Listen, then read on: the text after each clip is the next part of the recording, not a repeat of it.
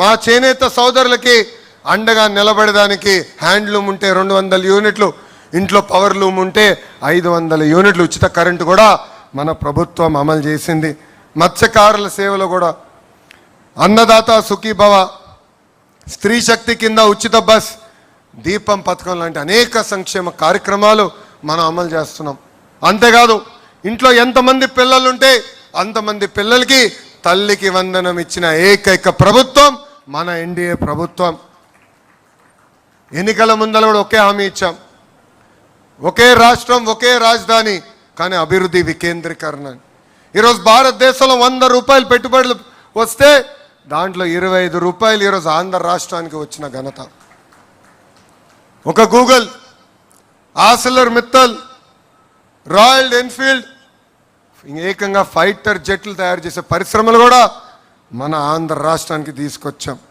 ఈ సభాముఖంగా ఆ టీమ్ 11 క్యాప్టెన్కి నేను ఒక బంపర్ ఆఫర్ ఇస్తున్నా. డేట్ టైం మీరు నిర్ణయించండి. సంక్షేమ అభివృద్ధి పైన చర్చించడానికి నేను సిద్ధం, మీరు సిద్ధమా అని అడుగుతున్నా.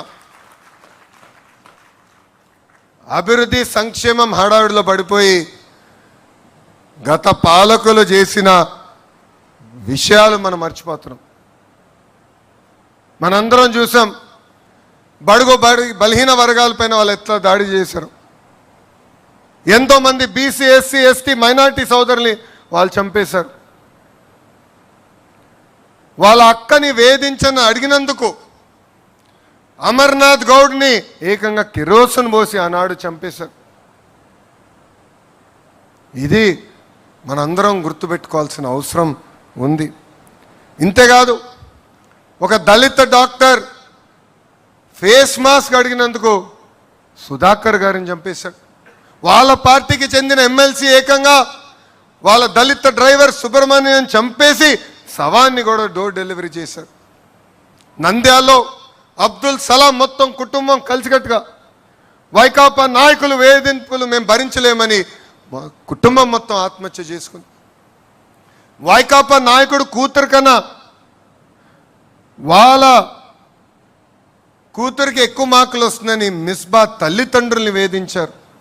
అది తట్టుకోలేక బుక్లో రాసి మరీ ఆ రోజు ఆత్మహత్య చేసుకుంది మిస్బా. ఇవన్నీ మనం గుర్తుపెట్టుకోవాలి.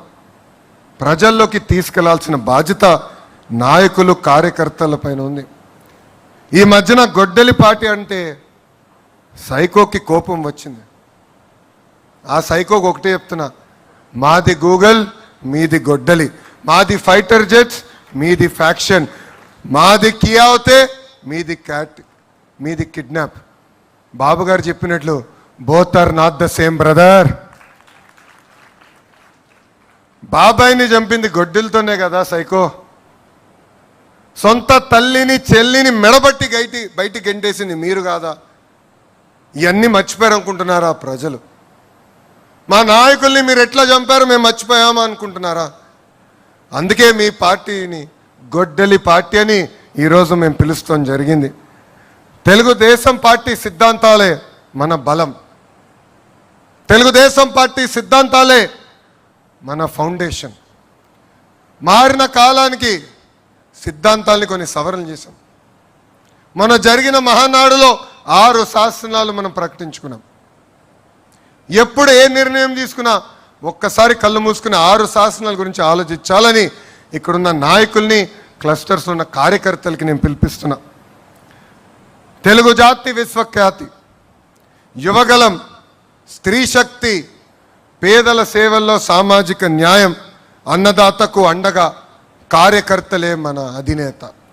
ఈ 6 శాసనాలు మనం గుర్తుపెట్టుకోవాలి, రాసుకోవాలి.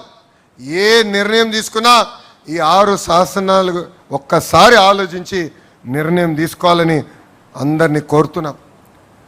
నేను పార్టీలో సంస్కరణలు తీసుకొచ్చేదానికి ఆర్ఎన్ఎస్ఎల్ పోరాడా, ఇప్పుడు కూడా పోరాడుతూనే ఉంటాం. వేదిక మీద పాలిట్ బ్యూరో సభ్యులందరూ తెలుసు, ఆనాడు జిల్లా పార్టీ వ్యవస్థ నుంచి పార్లమెంట్ పార్టీ వ్యవస్థ తీసుకొచ్చేదానికి సుమారుగా 2 సంవత్సరాలు నేను పోరాడా. నేను అనుకుంది సాధించలేకపోతే నేను అలిగి ఇంట్లో పడుకోలే. మళ్ళీ తిరిగి పాలిట్ బ్యూరోకి వెళ్ళా, నాయకులతో